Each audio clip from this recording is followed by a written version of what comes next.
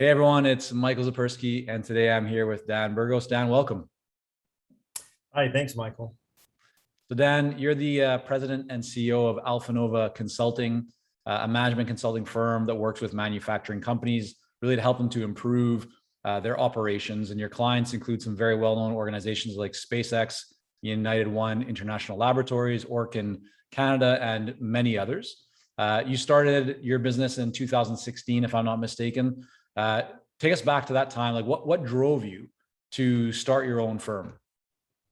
So, we've had conversations about this in the past, but I always knew that I wanted to start my own business. If you go back to the 90s and even the 80s, my dad, he's an entrepreneur, and he planted that seed when I was a child. So I always knew that that's what I wanted to do.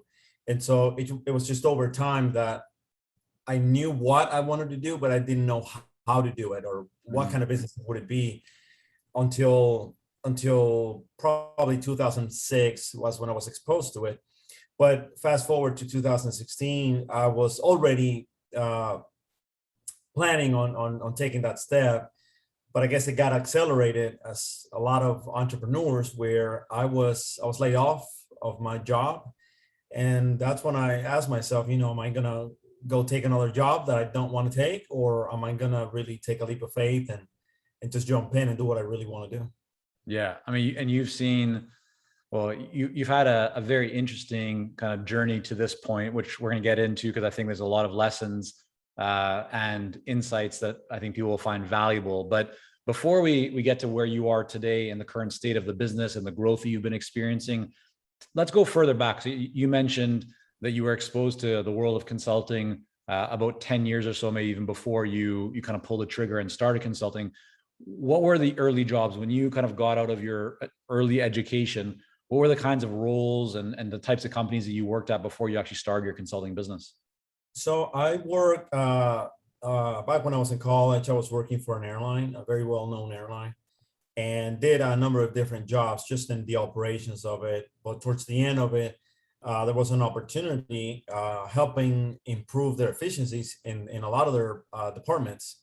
That was, I guess, my first exposure formally as an employee to do that. But I knew that I wanted to find my home in manufacturing, and so that's what I always had in mind.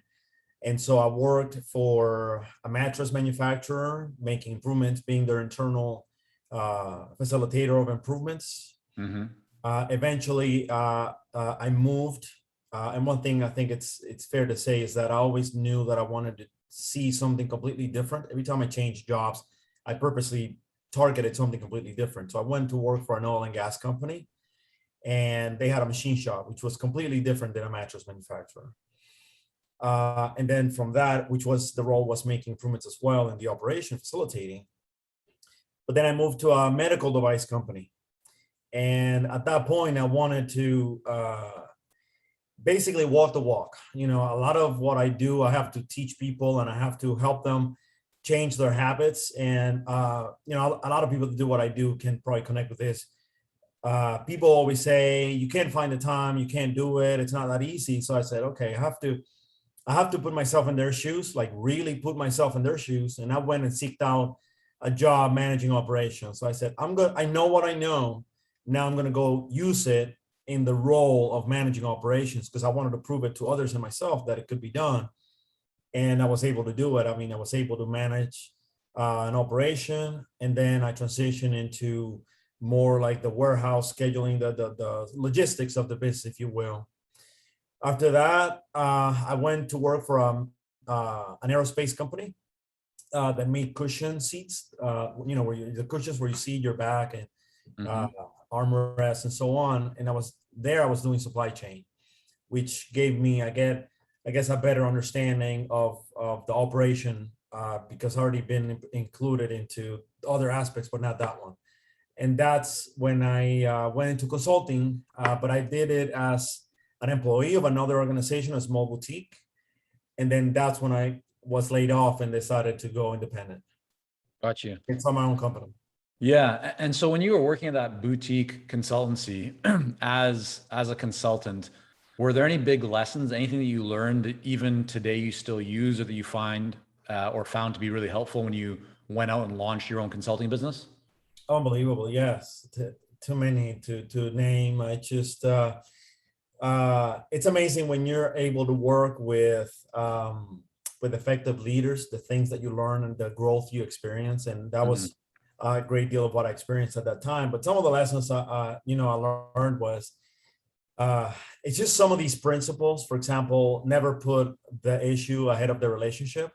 So that's one thing. If you're really going to build a partnering relationship with your client, if you win the argument at the expense of the relationship, you lost. Yeah. And it's just so many, to be quite honest with you.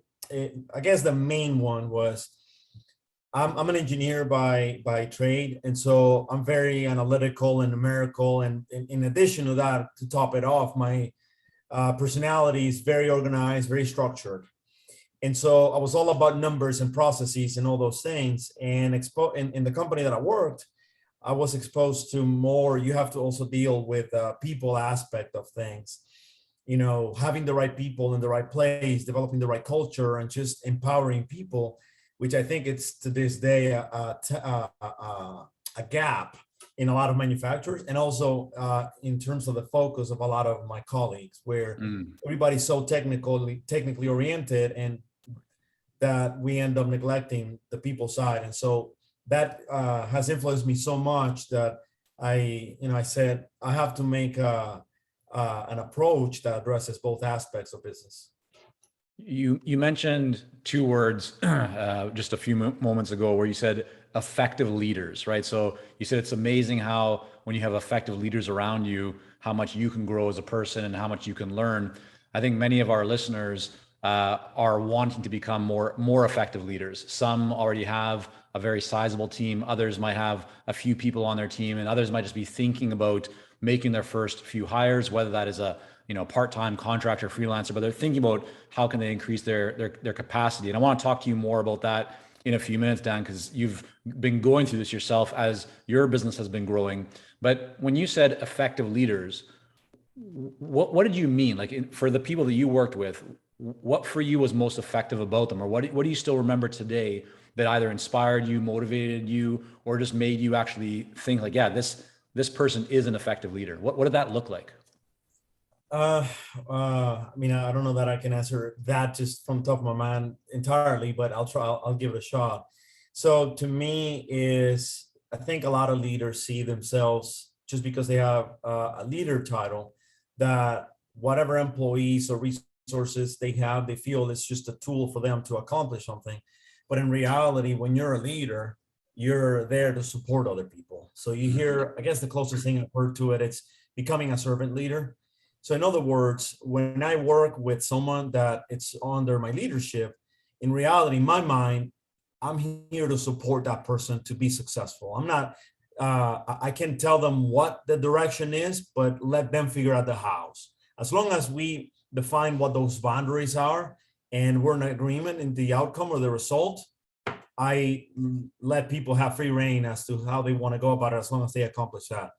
And so a lot of times as leaders, we get so prescriptive and we get so caught up on the hows, when in reality, that's part of the growth that people can experience by being unleashed to go through the experiences that are going to help them grow while they figure out the hows. Another aspect of it was I learned about coaching quite a bit. And a lot of people say they coach, but to me, coaching it's just a process in itself.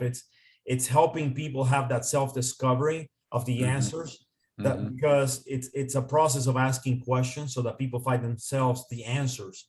And what I learned very strongly was that there's a very significant difference between me telling you the answer versus me helping you find the answer by yourself.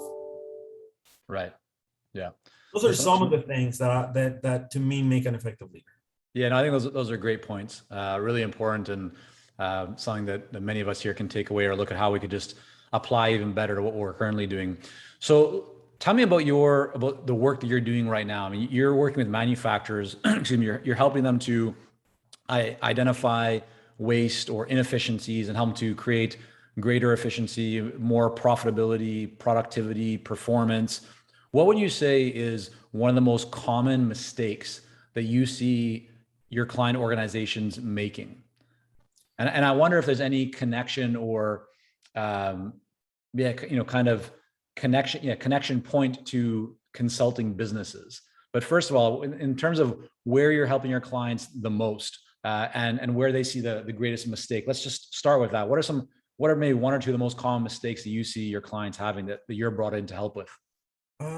A lot of times I find that leaders are promoted because of their prowess, if you will, at some technical aspect of of the business. Yeah. And I think a lot of leaders don't or fail to recognize that leadership ability and technical ability are two very different things. So I see some people that are promoted. You're a really good worker, and therefore you're going to be a great leader of all the people that do this work, when in reality that's not always the case. Right. You can be an amazing at anything. I mean, you can just give an example. Michael Jordan is probably arguably the best basketball player, and if you go ask him, I've heard of interviews, why did you ever not go into coaching? And he said, I don't have the patience. So he recognized himself that he doesn't have some of the qualities that leaders need to have to be able to help a team be successful.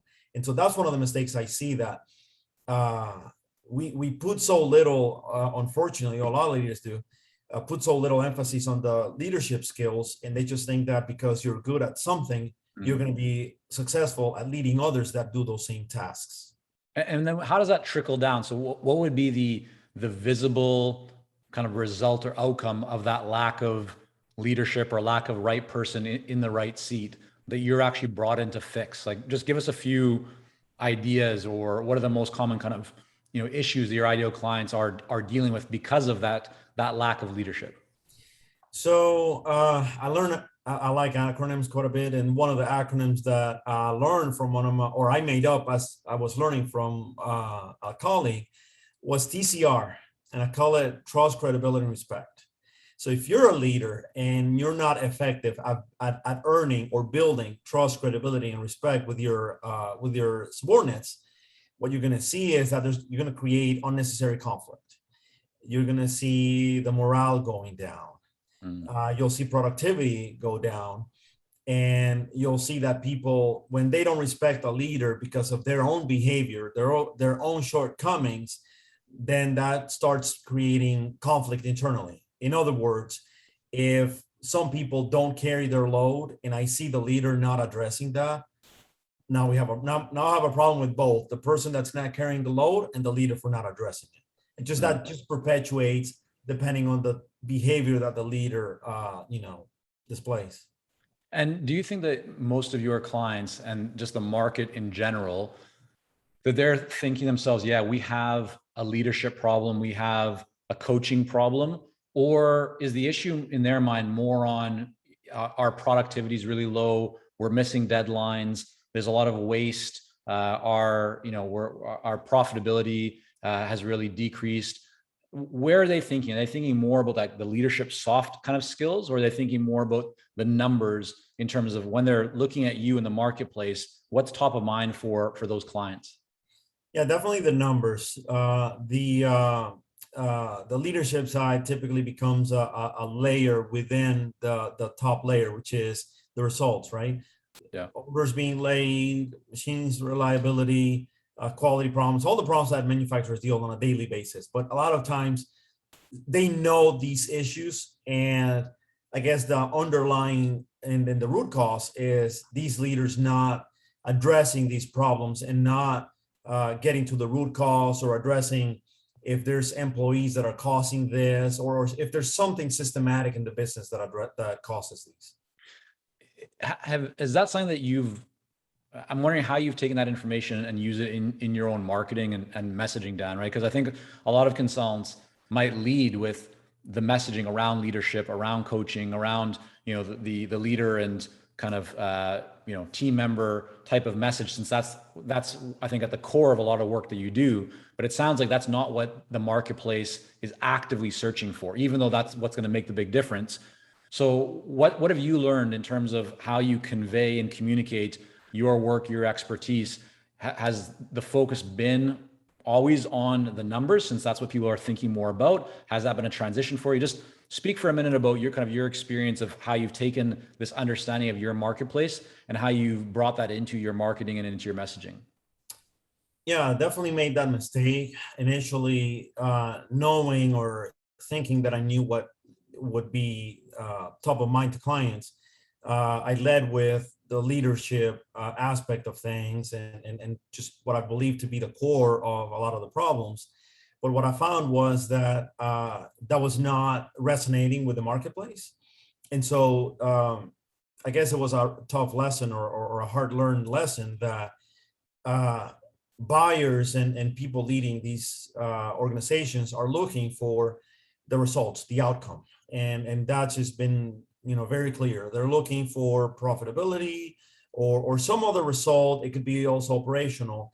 And I guess what I've learned, or the takeaway, was that I had to shift my messaging, my target, and how I communicated to the marketplace, because it was just misaligned, and they weren't connecting the messaging that I was saying as the root cause of the results. And so I had to shift my messaging to the results. And that's when I started to have more success in attracting people, and just at least recognizing what it is I do. And maybe, while in a lot of cases they're not necessarily looking for help in that regard, but at least it resonates where it's very clear that this is what we do. And when the time is right, they'll know that this is what, this organization does. Yeah. Well, I want to get into the success that you've been having here very shortly. But first, I think it's important that we address something so people can really get a fuller picture of kind of what you've been going through. And I have to say, Dan, that one of the qualities that I really truly admire about you, and I know that I've mentioned this to you before, and I've kind of been able to witness firsthand through some of the work that we've done together in the Clarity Coaching Program, but it's persistence and commitment. You are more persistent, more committed than so many people. Like, you just don't give up, right? You keep taking action even when things don't work as you would initially kind of expect them to or want them to. You just keep at it, right? And now you kind of have come through that process, seeing the success. But where does that come from? Like, where does that mindset of persistence and commitment and staying the course, and even if you get knocked down, you get back up? Where does that come from in your life? Is that something that you've always had it as a child? Is it something that you've developed very consciously over the years? It was definitely not conscious, because even to this day, it surprises me that people catch on to that very quickly. I've had a number of people tell me, I've never met anybody that just don't take no for an answer. Never, ever. A client here a couple of weeks ago told me, she was talking to someone else, and she said, I don't know if you realize, but Dan is not going anywhere. So we need to get this done. And so I guess my earliest recollection was as a child. My mother told me, she said, there's no denying you when you get your mind up to something. It's like relentless. Like, you're not stopping until you get that, whatever it is you want. And quite honestly, it comes to me effortlessly, because I guess that's how I'm built, or how I'm done, who I am. I can tell you that I guess in the business side, there's a lot of influence from my father.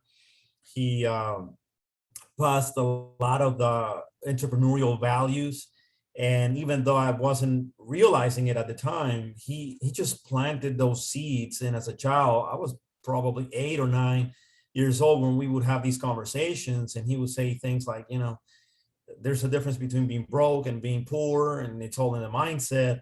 And life's hard, so the weak are gonna fail. You have to be strong mentally.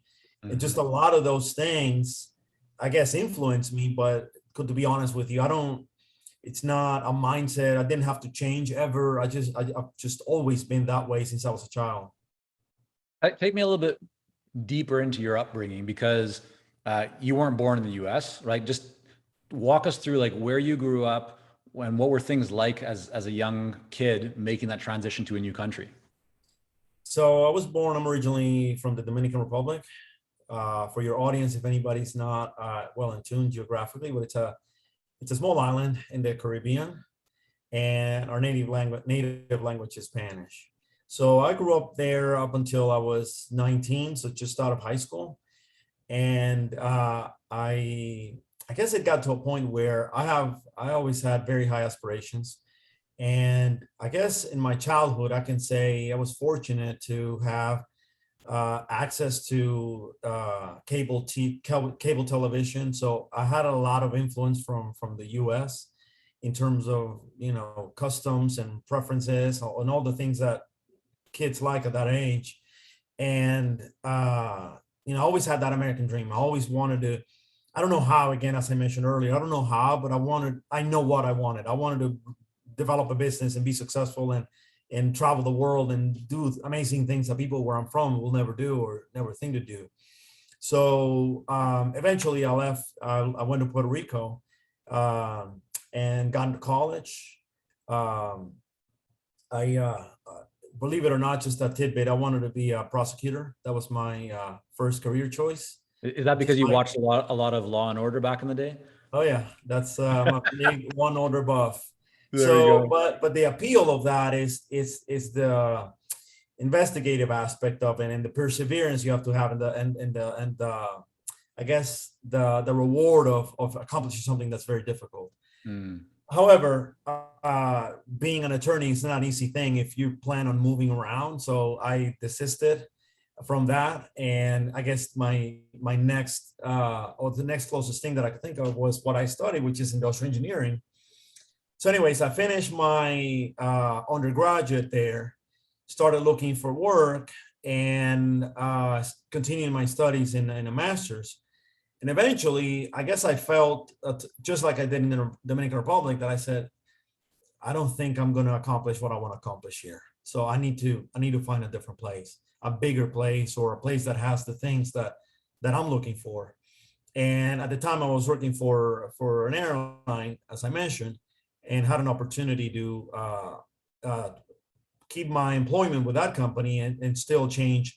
And so I decided to move to the U.S. to the mainland, and that's when I got exposed to manufacturing and all those things. But just a little bit going back to my childhood, I mean, I guess I'm fortunate beyond just having access to those things, but I had a very, I guess, privileged childhood, you can say.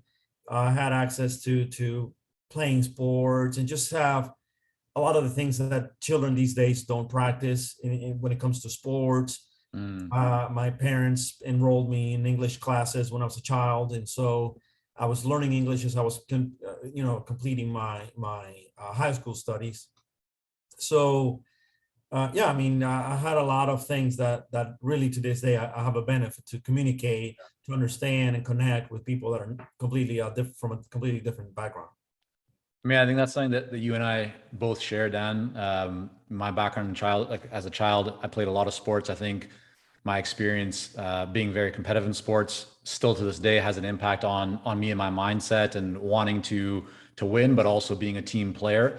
And then languages, right? I mean, English is really not my first language, even though I was born in Canada. I spent several years in Israel, so I came back to Canada and didn't know English and surrounded by a lot of people that I didn't know anyone. So I felt like an outsider.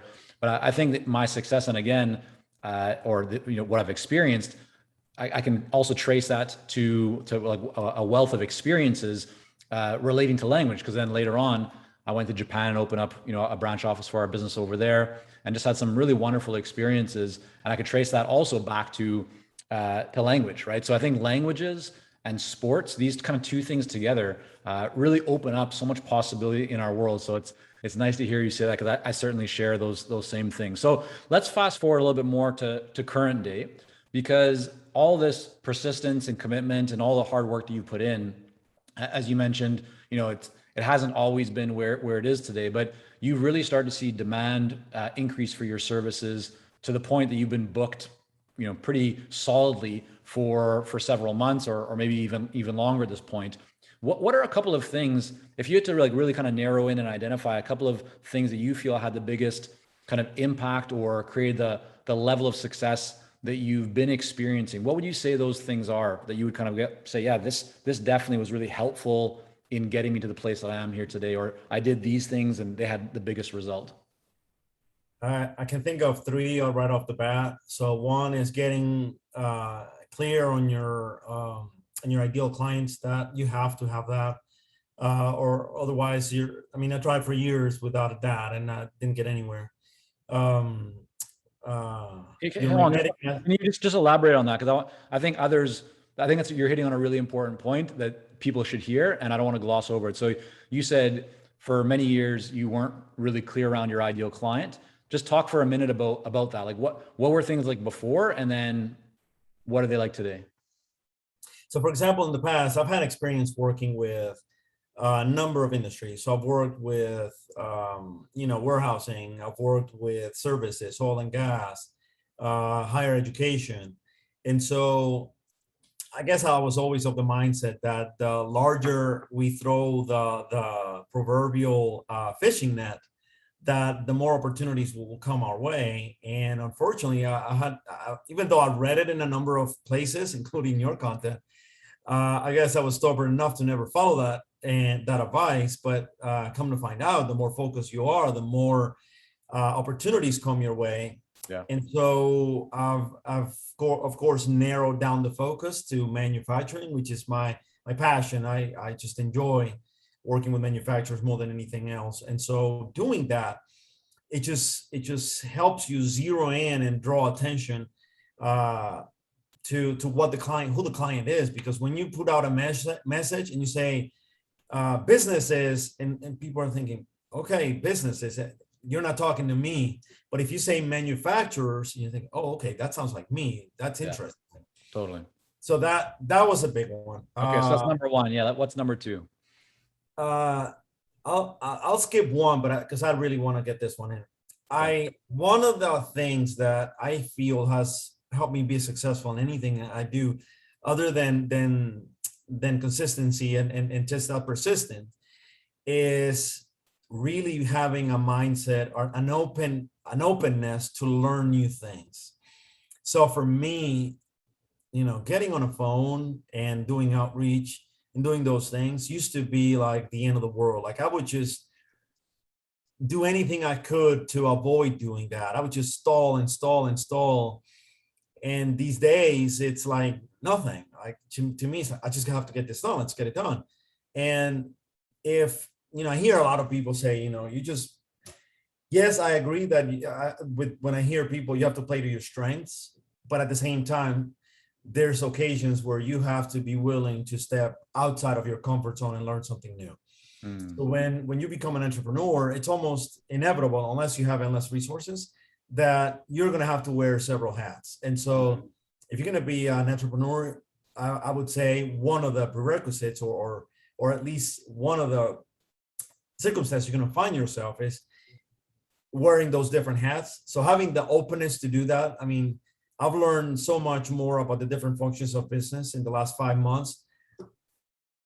I guess this is going to sound maybe controversial, but I have an MBA, and just the experience of actually running a business and doing the things that I learned theoretically in a college degree, it's just tremendous. But you have to have the mindset to be able to step out of your comfort zone.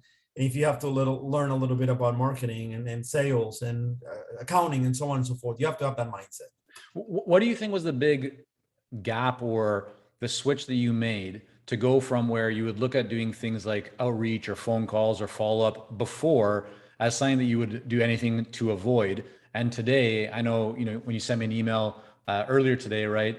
You were saying, here's kind of like what's going on. And yeah, making phone calls, even when I'm standing like at the airport, or like you're always doing stuff, right? Or maybe post that into the forum on the Clarity site. But I remember seeing that. I was thinking, I was like, yeah, Dan's just doing whatever he needs to do, wherever he is. What changed in your mind, or what happened for you to go from, because I think there's probably a lot of people right now who are in that first camp. Deep down inside, they know they need to do more outreach, do more follow-up, whatever it might be, but they're not doing it for some reason. What advice would you have for them? And also, what did you go through to get to that place where you're just much more open to it now? And even though you may not necessarily love it, you're still making it happen. I mean, I don't want to sound corny, but one of my favorite players, it's Kobe Bryant. and I connect tremendously with this mindset.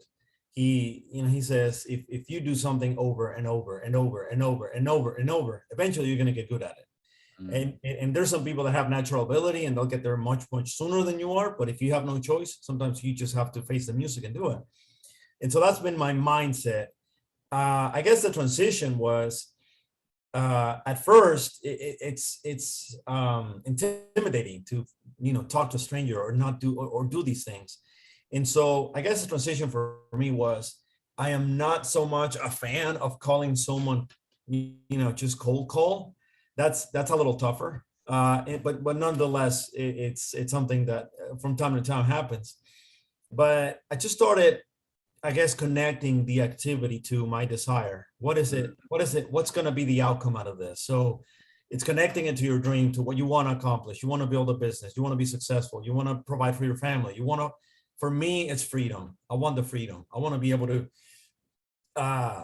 be in charge of my time and not depend on an employer to do those things. And so if doing more of that activity is going to lead me to get to that endpoint faster, I just have to accept it and do what I have to do to get to that point. And so what I need to do to get to that point is get better at that. And so after I make that connection, it's okay, let's just put the effort in to get better at it. Yeah. And then you go to work and eventually it comes out. I've seen this with so many clients over the years where it's almost kind of coming back to that, the why, right? Like, why am I doing this? What's the end result, the outcome? Why did I leave that cushy corporate job or whatever it was to start my own business, right? It certainly wasn't for all the ups and downs, but there was a reason, right? It's that freedom, that flexibility, realizing your potential, spending more time with your kids, or whatever it is. For everyone's different, but there's a reason. And once you get really clear on that reason, then even when you might be feeling a little bit uncomfortable, or you might hesitate to take the action that you need to, if you come back to that why or that reason or that desire, as you said, right, it helps you to then take that step. And once you do it and you do it consistently, you start finding that it's actually not as hard as you initially thought it was. And then it just becomes part of kind of your habit. So I think that's a really great way of looking at it. Demand for your services has been increasing, right? Your capacity, right, that's been an issue in terms of how do you keep serving more clients because people are wanting your help. So one thing that you've been doing is you started to build your team, to add people, to be able to increase capacity. Walk us through kind of what you've done in that area, Dan, and what are the steps that you took to be able to kind of increase capacity, free yourself up. Just give us a bit of insight into what's been going on in that area in your business. So, I have to follow what I preach to my clients. And part of that is building systems and processes so that, things are scalable and transferable to new team members. So it started there. I built a collaborative site. And the first step, or the first team member, was bringing in an assistant that helps with the administrative side of the business. And I guess the process of doing that was just managing it myself. I've heard some people say, I just want someone to do it for me and just bring the people. But again, it's that willingness to step out of your comfort zone and just, get into recruiting and interviewing and screening and all those things. So it's been an in-house process to do that. But I do have an assistant now, and she does great work for us, and she runs a lot of the back end. And the next step is to start adding consultants to help with delivery. And so that's where we're at now. Yeah. We've had a couple of postings out there, and we're in the process of finding candidates that suit and fit with our culture and with what we're looking to deliver to our clients.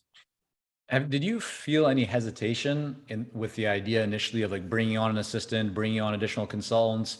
A lot of people do. And so I'm wondering, is that something that you felt some hesitation around? And if so, why do you think you did? Yeah, definitely. Initially, the concern was financially. It's, we're early in our journey. We're not, I wouldn't consider ourselves just established to the point where revenue is so predictable that you can start building a big team. So when we were at that stage to add the first team member was, you know, I'm concerned of bringing a team member in and then not be able to, you know, support that. Right. Uh, and so that was the main hesitation. And so I guess we that's one more hurdle you have to get through mentally and say, Right. "Look, if I don't add more people, I'm up to capacity. I'm never going to get past this because I've been there before, and it you know, trying to do it all by myself, it's one of the two things fails, either, you know, project or work delivery or just business development. So it's too tough for one person to do if you want to grow as a bit, if you want to grow into a business. Now, if you want to remain as a one person company, then maybe that works. But if you want to expand, then it's very difficult. Was there something that happened or shifted you to accept that, okay, if I want to be able to actually grow capacity, and therefore be able to grow revenues as well, and therefore have the additional profit to invest more and more into building systems and team, I have to go for this? Like, was there one thing that got you to overcome that hesitation that you had, or what finally kind of triggered it for you? I guess I have two or three words. It's you and your teachings. It was, you know, in one of our sessions, you pointed those things out, and I just mentally, I went back to that place where I was fully booked, and I was unable to keep up with business development. And so when these projects ended, I didn't have the, you know, the continued work, because as you know, consulting projects have a beginning, have an end. And so if you don't work on continuing to find the next work, it dries up. And so when I made that connection, I went back, I had that flashback. I said, yeah, this is a step we need to start taking, because otherwise we're going to be in that place again.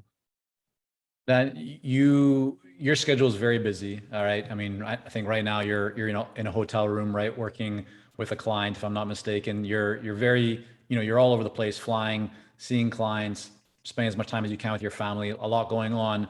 What's one thing that you do every day that you really feel plays like a big role in your overall productivity and performance?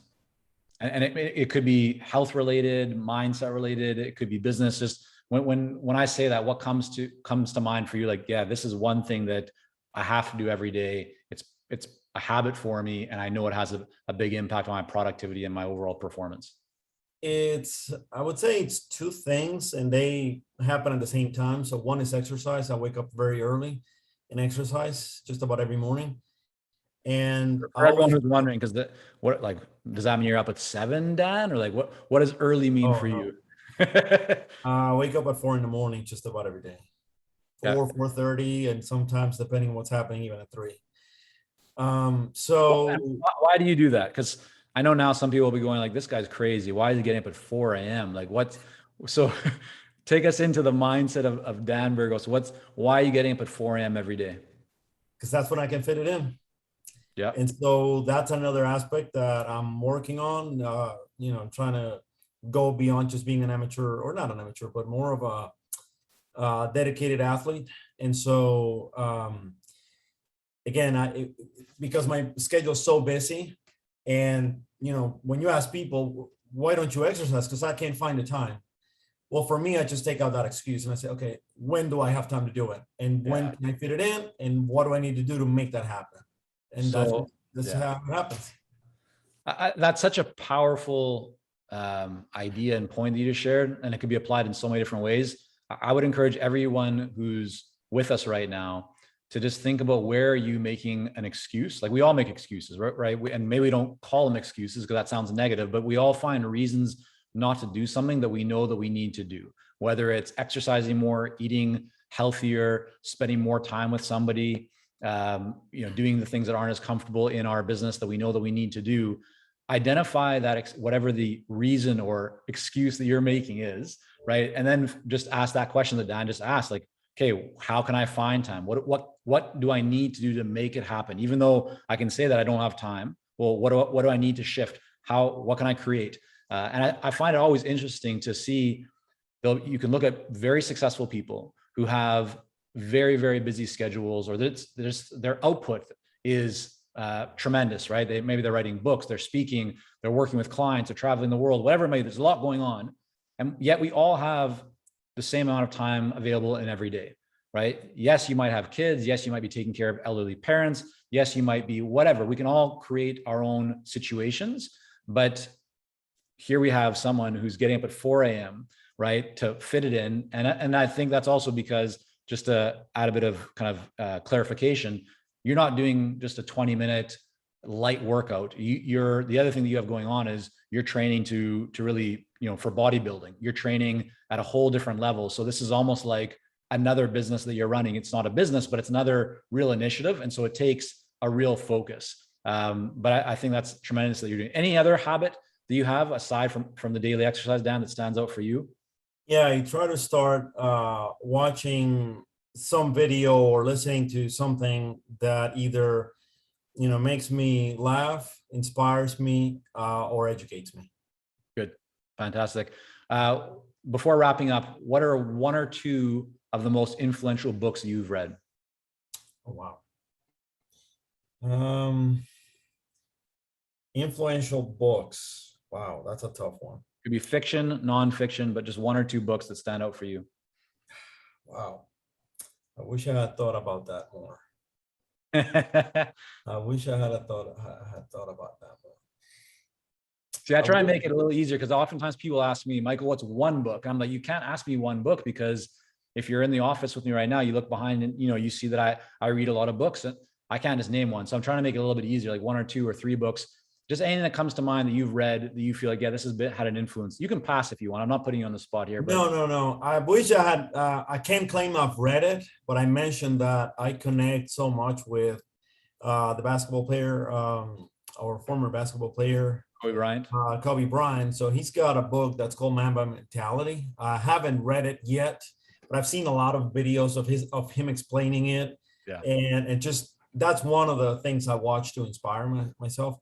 And I haven't read it. I have a copy of it. I haven't read it just yet, but I'm sure there's a lot of inspiring mindset. So for example, he had a lot of the habits that I do have, which is he waked up when he was alive really early, and he just worked at it and worked at something until he was good, and then move on to the next thing. And so that inspires me tremendously. Even though I haven't read all the details, I know the central message of the book. So if you want to develop that mindset, I guess that consistency, that relentlessness, I think that would be a good book to read.